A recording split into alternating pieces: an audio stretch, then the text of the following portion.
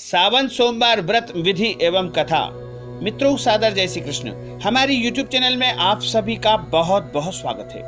आज हम आपको बताएंगे कि सावन सोमवार का व्रत आपको किस प्रकार से करना चाहिए, उसका क्या नियम है, क्या विधान है और यह व्रत कैसे किया जाता है, ये सब कुछ हम आपको बताएंगे।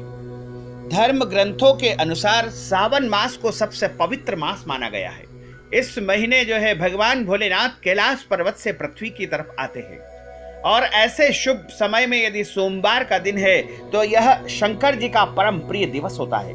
सोमवार के दिन भगवान शिव जी की सभी लोग तन मन धन से आस्था से पूजा अर्चना करते हैं, रुद्राभिषेक करते हैं और विशेष अर्चन करते हैं। लेकिन इस पूजा विधान में कुछ नियम बताए गए हैं, क्योंकि बिना नियम के यदि कोई भी व्रत या पूजा की जाए तो वह फलीभूत नहीं होती है। कई बार व्रत और पूजा तो सभी लोग करते हैं, लेकिन ऐसा लगता है कि पूजा का पूरा फल प्राप्त नहीं होता है, क्योंकि नियम को जब तक आप जो है फॉलो नहीं करोगे तब तक आपको पूजा और व्रत का कोई भी फल प्राप्त नहीं होगा। इसलिए यदि आपको कोई भी व्रत एवं पूजन करना है तो नियम का पालन करना अत्यंत आवश्यक होता है। सबसे पहली बात है, सोमवार के व्रत में सबसे पहले जल्दी उठना चाहिए। जल्दी उठने के बाद में स्नान करना चाहिए और स्नान करने के बाद जो है शुद्ध वस्त्र धारण करना चाहिए। शुद्ध श्वेत वस्त्र पहन सकते हैं, इसमें काले कपड़े आपको नहीं पहना है। रंग बिरंगे या और अन्य किसी रंग के कपड़े आप पहन सकते हैं। काला छोड़ करके अन्य सभी रंगों का प्रयोग इसमें किया जा सकता है। शुद्ध और धुले हुए वस्त्र होना चाहिए। इसके बाद आपको जो है व्रत का जो है धारण करना चाहिए, अर्थात मन में संकल्प करना चाहिए कि आज मैं सोमवार का व्रत करूंगा। और सोमवार के व्रत में जो है केवल एक समय भोजन किया जाता है। यदि संभव हो तो आप दोपहर में भोजन करें, या फिर आपके लिए लग रहा है कि पूरा दिन आप व्रत कर सकते हैं तो सायंकाल के समय अर्थात सूर्यास्त के बाद में भोजन करें। लेकिन आपको यह ध्यान रखना होगा कि आपको अन्न केवल एक समय ही ग्रहण करना है। यदि आप पूरा फलाहारी व्रत करना चाहें तो वो भी आप कर सकते हैं। सोमवार का जो व्रत है वो दोनों प्रकार से होता है। एक समय भोजन करके भी किया जा सकता है या फिर फलाहार करके भी इस व्रत को कर सकते हैं। तो पूरे दिन आपको जो है फलाहारी वस्तुओं को ग्रहण करते हुए व्यतीत करना है। उसके बाद सायंकाल में आपको भोजन करना चाहिए। तो इसमें आपको जो है भगवान की पूजा पाठ अनिवार्य रूप से करना चाहिए, क्योंकि व्रत जब हम करते हैं तो केवल व्रत करने से ही फल नहीं मिल जाएगा।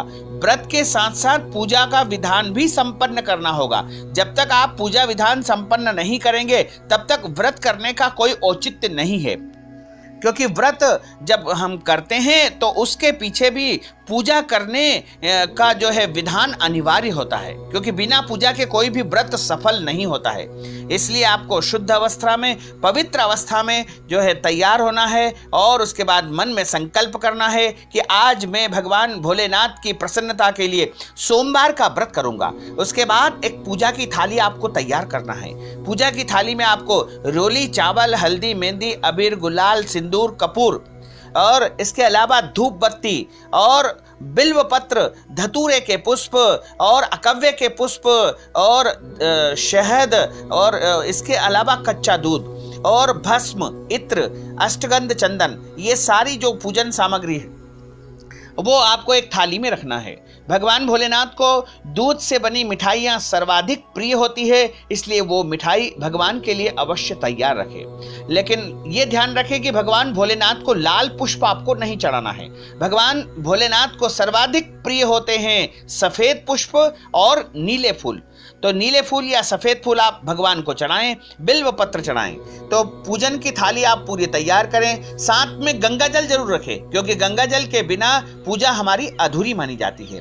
पूजा की पूर्ण थाली तैयार करें, उसमें सब वस्तुएं तैयार करके रखें और उन वस्तुओं को लेकर के यदि आप अपने घर में शिवलिंग है, शिव जी की मूर्ति का जो है पूजन करने का विधान नहीं है। शिव जी का लिंग का पूजन होता है। लिंग का अर्थ होता है ब्रह्मांड स्वरूप जो है शिवलिंग होता है। इसलिए आप घर में भी शिवलिंग का पूजन करें। इसमें शिवलिंग जो है पत्थर के हो सकते हैं, धातु के हो सकते हैं, लेकिन पत्थर के शिवलिंग जो होते हैं वो प्राकृतिक होते हैं और वो स्वयं सिद्ध शिवलिंग होते हैं। शिवलिंग की प्राण प्रतिष्ठा करने का विधान नहीं है, वो स्वयंभू माने गए हैं। लेकिन ये ध्यान रखना होगा कि घर में जो आप शिवलिंग रखते हैं उनका आकार जो है अंगूठे से बड़ा नहीं होना चाहिए। तो सबसे पहले आप एक आसन के ऊपर बैठ जाइएगा। आसन पे बैठ करके ही पूजा आपको करनी चाहिए और एक पात्र में अच्छी सी थाली साफ करके उसमें एक बिल्व पत्र रखिएगा। बिल्व पत्र के ऊपर आपको शिवलिंग का स्थापन करना है। शिवलिंग आप चाहें तो आपके घर में यदि नहीं है धातु के, तो आप मिट्टी के भी शिवलिंग बनाए जा सकते हैं। लेकिन यह ध्यान रखना है कि मिट्टी के जब आप शिवलिंग बनाएं तो सूर्यास्त के पहले पहले उनको जल में विसर्जित करना अनिवार्य होगा। शिवलिंग को आप अपनी जो है सामने एक थाली रखिए, उसमें रख लीजिए बिल्व पत्र के ऊपर। सबसे पहले अपने आप को पवित्र करें, अपने ऊपर जल छिड़क करके अपने को शुद्ध करें। उसके बाद स्वयं अपना ऊपर अपने मस्तक के ऊपर एक तिलक लगाए। यदि आप पुरुष है तो आप तिलक जो है चंदन का लगावे, सफेद चंदन का या पीले चंदन का आपको तिलक लगाना चाहिए। रोली का भी आप लगा सकते हैं, लेकिन महिलाओं को अनिवार्य रूप से जो है रोली का तिलक लगाना चाहिए। वैसे पीले चंदन का तिलक महिलाएं लगा सकती है। जो सौभाग्यवती महिलाएं हैं उनको पीले चंदन या फिर जो है लाल कुमकुम रोली का तिलक लगाना चाहिए। तिलक लगाने के बाद जो है शुद्ध अवस्था में भगवान का ध्यान करें और ध्यान करने के बाद में जो है हाथ में अक्षत पुष्प आदि लेकर के संकल्प करें। संकल्प का अर्थ होता है प्रतिज्ञा करना या शपथ लेना। तो आप हाथ में जल गंध अक्षत पुष्प और कुछ पैसे रख करके संकल्प करें, मन में संकल्प करें। यदि आप संकल्प संस्कृत में बोलना चाहते हैं तो बोल सकते हैं, अन्यथा आप जो है हिंदी में भी संकल्प का उच्चारण करते हैं। संकल्प का अर्थ होता है प्रतिज्ञा करना। संकल्प में आपको यह बोलना है कि हे प्रभु भोलेनाथ, आज का दिन शुभ है, श्रावण का महीना है, सोमवार का दिन है और इस पावन दिन में हम आपकी श्रद्धा और भक्ति से पूजा करना चाहते हैं और हमारा नाम ये है, हमारा गोत्र ये है।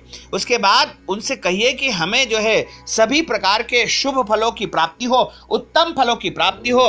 इसके लिए आज हम आपका विधिवत पूजन और व्रत करने का संकल्प करते हैं। और इस प्रकार आप संकल्प को जो है भगवान के सामने पात्र में छोड़ दीजिएगा और एक समीप में दीपक जरूर जलाइएगा। धूप बत्ती भी आपको जलाना चाहिए।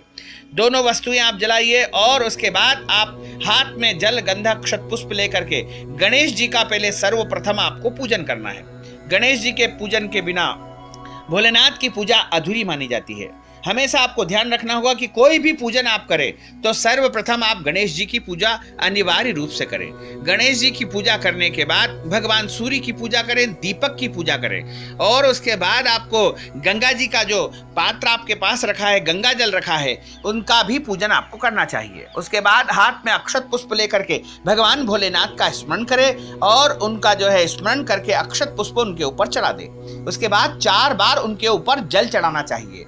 4 बार जल का अर्थ होता है कि पहला जो जल चढ़ाया जाता है वह पांव धोने के लिए होता है, दूसरी बार जो जल चढ़ाया है वह हाथ धोने के लिए है, तीसरी बार मुंह का कुल्ला करने के लिए जल हम उनको अर्पण करते हैं, चौथी बार जो आपने जल चढ़ाया है वह स्नान कराने के निमित्त उनको जल चढ़ाया जाता है। इस प्रकार आप 4 बार जल चढ़ाए और उसके बाद आप उनके ऊपर जो है दूध चढ़ाएं। सर्वप्रथम दूध से स्नान करवाया जाता है। इसके बाद आप शुद्ध जल चढ़ाएं, क्योंकि कोई भी वस्तु चढ़ाने के बाद शुद्ध जल का स्नान अनिवार्य रहेगा। आपने सर्वप्रथम दूध चढ़ाया, उसके बाद आप दही चढ़ाएं। दही चढ़ाने के बाद आप भगवान के ऊपर घी चढ़ाएं। घी चढ़ाने के बाद भगवान को जो है बीच बीच में आप शुद्ध जल जरूर चढ़ाते जाइए। घी चढ़ाने के बाद आप उनको जो है शहद से स्नान करवाएं। उसके बाद आप उनको शक्कर से स्नान करवाएं।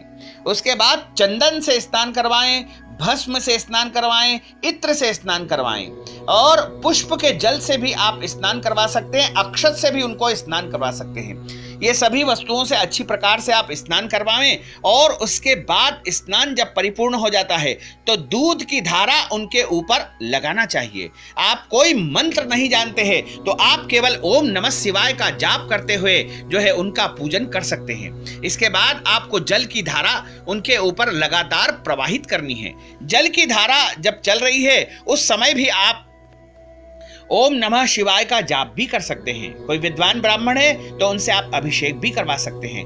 अन्यथा आप जो है रुद्राष्टक का जो रामचरितमानस में बताया गया है उनका भी पाठ करते हुए अभिषेक भगवान का कर सकते हैं। अभिषेक जब पूर्ण हो जाए तो आप जो है शुद्ध जल से स्नान करवाएं, उनको वस्त्र चढ़ाएं। वस्त्र का मतलब होता है कलावा आटी या फिर सफेद कपड़ा। उसके बाद भगवान को जनेऊ चढ़ाएं। जनेऊ चढ़ाने के बाद भगवान को चंदन लगाएं, भस्म लगाएं और उसके पश्चात भगवान को अक्षत चढ़ाएं। अक्षत हमेशा भगवान को गीले करके चढ़ाना चाहिए। पानी में थोड़ा सा गीला करके अक्षत यानी चावल, अक्षत ऐसे हो कि टूटे फूटे नहीं हो, साफ सुथरे अक्षत गीले करके भगवान भोलेनाथ के ऊपर चढ़ाएं। उसके पश्चात आप भगवान को पुष्प चढ़ाएं और पुष्प चढ़ाने के बाद बिल्व पत्र जरूर चढ़ाएं। बिल्व पत्र के बिना पूजा अधूरी मानी जाती है। और उसके बाद आपको जो है भगवान भोलेनाथ के ऊपर बिल्व पत्र की जो संख्या है वो विषम संख्या में होना चाहिए। 1 3 5 7 9 11 इस प्रकार विषम संख्या में आप कितने भी बिल्व पत्र उनको चढ़ा सकते हैं। तो बिल्व पत्र चढ़ाने के बाद धतूरे के पुष्प चढ़ाएं, अकौवा के पुष्प चढ़ाएं, भांग चढ़ावें, इत्र चढ़ावें। सारी वस्तुएं जो भी आपके पास है वो सब समर्पित करते जाएं। और ध्यान रखें भगवान भोलेनाथ की जो शिवलिंग होता है उनके ऊपर आपको चंदन, अक्षत, अबीर, गुलाल ही चढ़ाना है। बाकी हल्दी, मेहंदी और रोली ये तीनों चीजें भगवान शिवलिंग के ऊपर नहीं चढ़ाना चाहिए। जलाधारी जो नीचे होती है उनके ऊपर आप चढ़ा सकते हैं और उनके अंदर जो है भगवान माता पार्वती का वास होता है। इसलिए भगवान भोलेनाथ के ऊपर केवल आपको जो है चंदन, अबीर, गुलाल इत्यादि वस्तुएं ही चढ़ाना है। हल्दी, मेहंदी, सिंदूर जो महिलाओं को जो वस्तुएं चढ़ती है वो आपको जलाधारी के ऊपर चढ़ाना चाहिए। इसके बाद भगवान को धूप दिखाएं, दीप दिखाएं और उसके पश्चात नैवेद्यम उनको अर्पित करें। नैवेद्य के रूप में मिठाई का नैवेद्य लगाया जाता है, फलों का उनको नैवेद्य लगाया जाता है और इसके अलावा भी जो भी आप चाहें उनको भगवान को भोग के रूप में सामने रख सकते हैं। जल फेर करके प्रार्थना करें और उसके बाद में जो है आपको भगवान को पान चढ़ाना चाहिए, क्योंकि पान के बिना पूजा अधूरी मानी जाती है। और पान चढ़ाने के बाद में आपको जो है लौंग, इलायची चढ़ाना चाहिए, सुपारी चढ़ाना चाहिए। इसके बाद एक नारियल चढ़ाना चाहिए, कुछ दक्षिणा नारियल के ऊपर अवश्य रखना चाहिए। सारी वस्तुएं अर्पित करने के बाद आपको भगवान शंकर जी का जो है पूजन पूर्ण होने के बाद आरती करना चाहिए। आरती आप अपने मन से गा करके कर सकते हैं, जैसे ओंकारा या अन्य कोई भी शिव जी की आरती आप कर सकते हैं। आरती के बाद पुष्प चढ़ाएं पुष्पांजलि के रूप में। उसके बाद भगवान से प्रार्थना करें और प्रार्थना करने के बाद ओम नमः शिवाय इस महामंत्र का जाप आपको अनिवार्य रूप से करना चाहिए, अन्यथा पूजा का पूरा फल आपको प्राप्त नहीं होगा। जब आपकी ये पूजा संपन्न हो जाती है तो आसन के नीचे थोड़ा सा जल छोड़ करके नेत्र से जरूर लगा लेना, अन्यथा आपका पूजा का फल जो है आपके पास नहीं रहेगा, यह फल आपका चोरी हो जाएगा। संपूर्ण विधान आपने पूर्ण कर लिया, उसके बाद ही आपको कोई भी वस्तु खाना पीना चाहिए। लेकिन ध्यान रखें अन्न केवल एक ही समय आपको खाना है, बाकी आप फलाहार करें और फल और दूध से बनी कोई भी वस्तु आप खा पी सकते हैं। रस ले सकते हैं, फलों का जूस ले सकते हैं, लेकिन अन्न का सेवन केवल आपको एक बार ही करना है, या तो आप दोपहर में कर लो या फिर रात्रि में कर लें। तो ये ध्यान रखना है कि जो आप पूजा करने जा रहे हैं उसमें जो जल का उपयोग कर रहे हैं, जल के अंदर ही आपको गंगा जल सबसे पहले डाल लेना चाहिए। गंगा जल डालने के बाद ही पूजा की शुरुआत करना चाहिए। इसके अलावा आपको ये ध्यान रखना होगा कि आपने यदि सोमवार के दिन सुबह जैसे 8 बजे यदि पूजन किया है तो ठीक अगले 8वें दिन जो सोमवार होगा 7वें दिन के बाद में उस सोमवार को भी आपको सुबह 8 बजे ही पूजन करना है। निर्धारित समय पर पूजन करना ही चाहिए, क्योंकि निर्धारित समय पर भगवान आपकी प्रतीक्षा करते हैं। इसलिए आपको समय का निर्धारण आवश्यक रूप से करना है। यदि आप सुबह के समय पूजन नहीं कर सकते हैं तो शाम का समय भी भगवान शिव की पूजन के लिए उत्तम और फलदायी होता है, क्योंकि शाम 4 बजे से लेकर के रात्रि के 8 बजे तक जो है प्रदोष काल और सायंकाल का समय माना जाता है। उस दौरान भी आप भगवान शिव जी का विशेष पूजन अर्चन कर सकते हैं और उनसे जो है अपनी मनोकामना के लिए प्रार्थना भी कर सकते हैं। इस दिन आप महामृत्युंजय का जाप भी कर सकते हैं, ओम नमः शिवाय इस मंत्र का भी जाप कर सकते हैं, या कोई भी भगवान शंकर जी के जो परम प्रिय मंत्र है उनका आप जाप कर सकते हैं। पुराणों के अनुसार स्वयं भगवान शिव जी ने ब्रह्मा जी के मानस पुत्र नारद मुनि को श्रावण मास की महिमा बताई है। शिव जी ने कहा कि उनके त्रिनेत्रों में सूर्य दाहिने और चंद्रमा वाम नेत्र और अग्नि मध्य नेत्र में विराजमान है।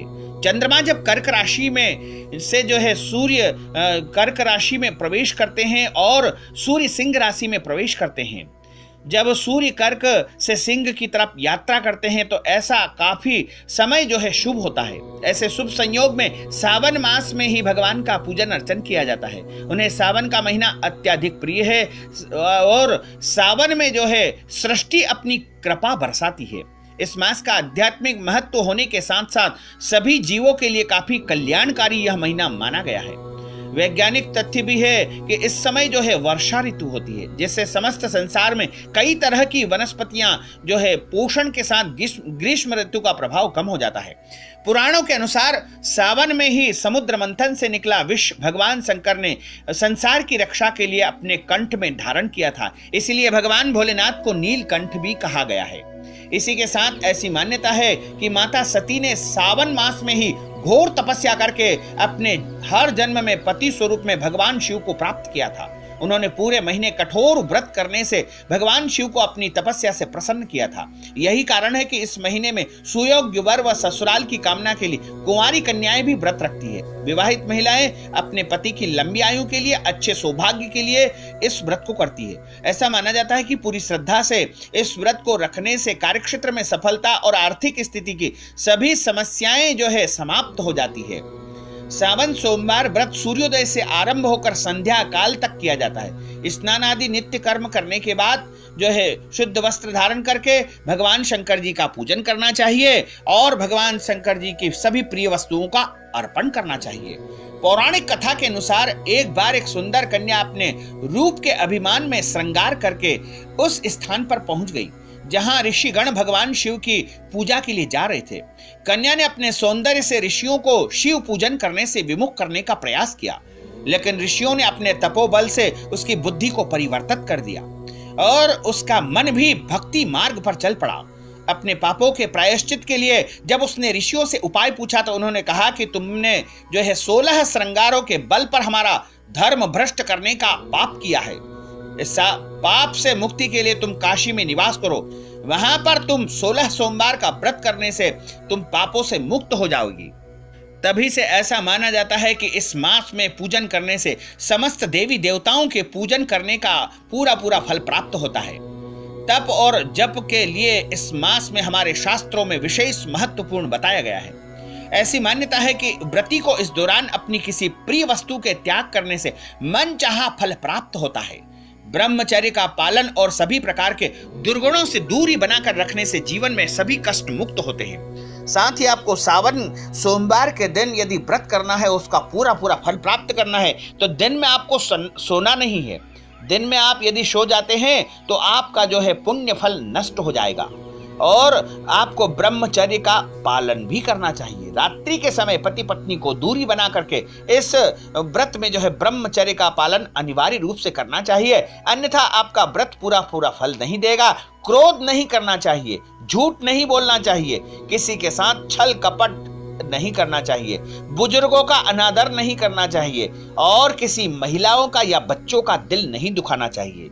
ये बातें आपको ध्यान में रखनी है, तभी आपका व्रत जो है पूर्ण रूप से सफल होगा। तो मित्रों, हमने आपको सावन सोमवार के संदर्भ में जानकारी दी। आपको यदि यह जानकारी अच्छी लगी हो तो आप इसको शेयर करना बिल्कुल मत भूलिएगा। लाइक करिएगा, कमेंट करिएगा और यदि अभी तक आपने सब्सक्राइब नहीं किया है तो इसी समय सब्सक्राइब अवश्य कर लीजिए।